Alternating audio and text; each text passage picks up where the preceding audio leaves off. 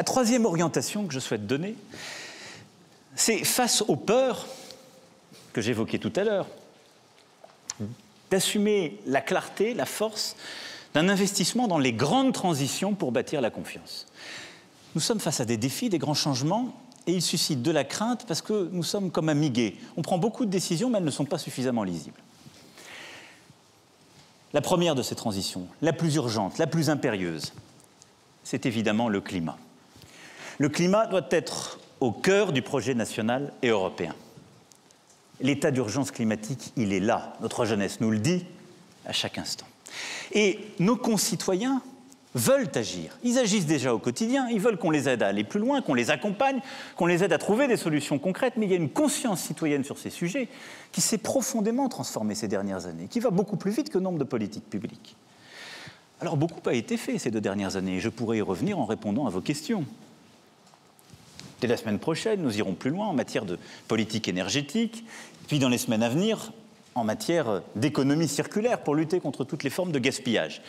Mais je veux qu'on puisse changer plus fortement de méthode pour répondre plus concrètement et de manière plus radicale aux attentes.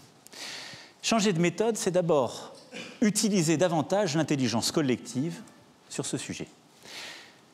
On a beaucoup de solutions, je l'ai souvent dit, mais elles sont souvent trop complexes pour nos concitoyens, pas utilisées, peu connues, peu adaptées. Qu'il s'agisse des aides pour changer la chaudière, pour changer de véhicule, c'est en train de s'améliorer, mais enfin, il y a beaucoup à faire.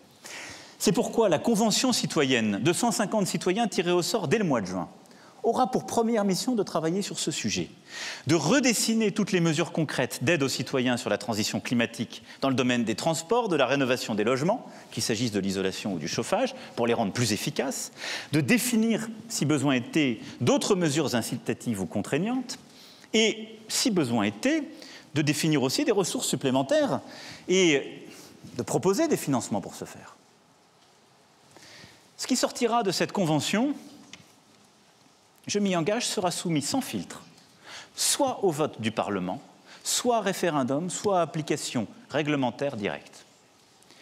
Puis le deuxième changement de méthode, c'est que je veux que nous mettions en place un conseil de défense écologique qui réunira le Premier ministre, les principaux ministres chargés de cette transition, les grands opérateurs de l'État, que je présiderai de manière régulière pour à la fois prendre les choix stratégiques et mettre au cœur de toutes nos politiques cette urgence climatique et m'assurer du suivi dans tous les champs ministériels lorsqu'une orientation est prise.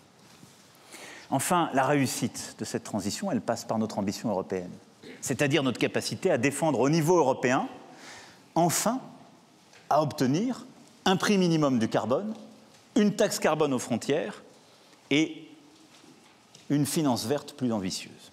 Là aussi, je pourrais y revenir si vous avez des questions. Mais